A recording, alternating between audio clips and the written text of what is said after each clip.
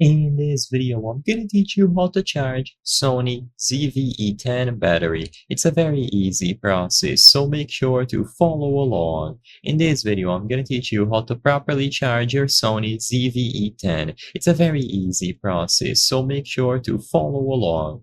When you first unbox your Sony ZVE10, you will find the battery included. This battery can and should be recharged. This will give you the most usage time out of your Sony ZVE10, and it is good practice to always keep it properly charged.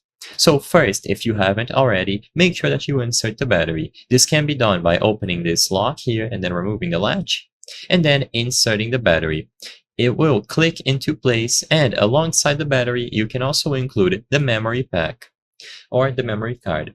The point is that the battery must be loaded if you would like to charge your camera. So after you load the battery in, you will be able to charge it with the included cable. Don't worry, even if you lost this cable, you should be able to replace it with any standard USB to USB cable. So you plug the power brick or the AC adapter into a power outlet on the wall, and then you use this connector here to establish a connection between both.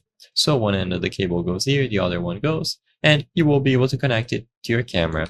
As long as you use the proper connection here, you will be able to charge it. So there will be another cable originating from this power brick that goes into a power outlet on the wall. It is easy to set up, and eventually it will be fully charged. I recommend setting it aside, giving it up to an hour to charge properly, and afterwards the battery will remain its charge. I hope I was able to help you on how to charge Sony ZVE10 battery.